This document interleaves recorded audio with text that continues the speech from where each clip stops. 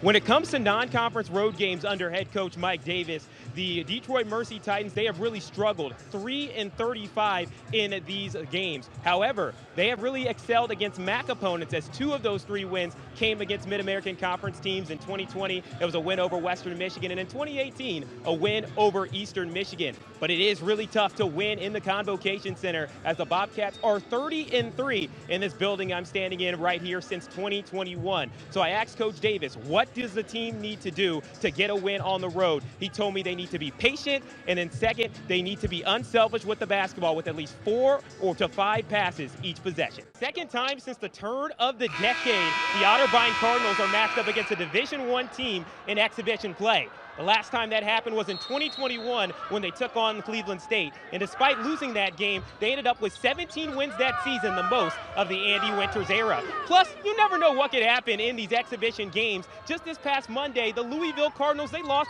to Kentucky Wesleyan 71-68. So Otterbein giving Ohio a run for their money early. The Bobcats found themselves up 7 points against the Marshall Thundering Herd, and then disaster struck as Marshall rattled off 12 consecutive points to win 74-69. When asked about what happened, junior forward A.J. Clayton of the Bobcats described that a lack of communication is what ultimately tripped up Ohio. Then furthermore, on the other side of the matchup, Defiance found themselves in a ball game against Alma, trailing only 78-75 with 3 minutes left to go. And then Alma ended up outscoring them 6-0 the rest of the way, as it was a frustrating loss for Defiance. So the goal for both of these teams tonight is to play all 40 minutes.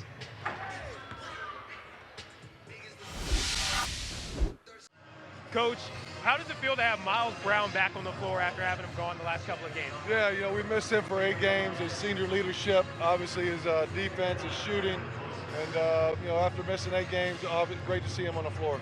Yeah, one thing that you talked about and a lot of players talked about was communication going into this matchup. How would you assess your team's communication in that? I thought it was pretty good. I thought we did a great job of sharing the basketball. We came in talking about faceless, nameless opponent, play the game the right way. I thought we did a great job of that. Congrats on the win, Coach. Thank you. Jalen, congrats on the victory. One thing that really stood out about this is the bounce back. Last week, lost to Cleveland State, now a win this week. What does it mean for the team? It means a lot. We had a week to think about that loss and stuff. We knew we had a lot of things we had to get better at, and we just pushed the pace of transition today and got the win. And then, of course, you hit a big milestone today, 1,000 points. How did it feel to get that on a slam dunk, no less?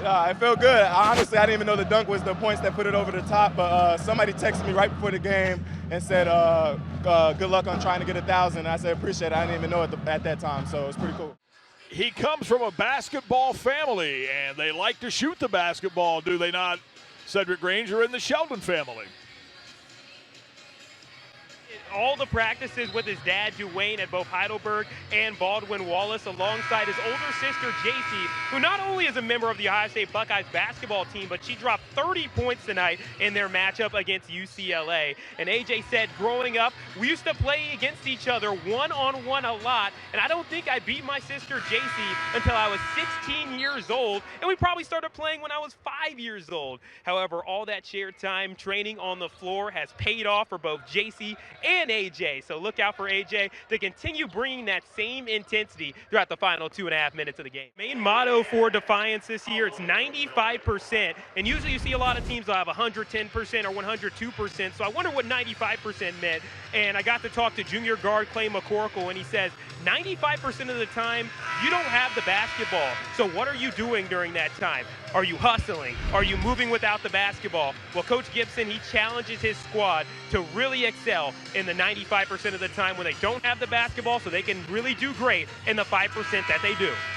Asked about his big takeaway from working with Knight, Coach Davis talked about how it was a blessing to work with the best. He got to see greatness every day. And then the last thing he said, he got to really see how Coach Knight watches film. Most people only see 4 players on the court at a time. Coach Knight, he saw all 10 on the floor. Communication is clearly key for the Bobcats. It was a big point of emphasis going into this matchup. And right now, one thing that I've gotten to see from being underneath the basket is that communication, it's not just with the players on the floor, but it's with the sideline, it's with the coaches, and Ohio's done a fantastic job throughout this game communicating, telling players who have the basketball, who's open on the floor, where the open pass is to, and that's why we've seen the Bobcats running like a well-oiled machine. I first got to talk with Coach Bowles, and he described to me that everybody on the roster is going to get a chance to play in this second half. And I asked him, what's going to be the most important factor with having so many new players on the floor? He told me it's all about discipline. Then I went and talked to Coach Gibson, and he described to me that all of his players, they got to live in the moment as you're getting a chance to compete with Division I athletes and really test what type of skill that you have. He also described to me he wants to see his team taking a little bit more pride, especially when it comes to rebounds and shooting contested shots. Josh Gibson in his third year.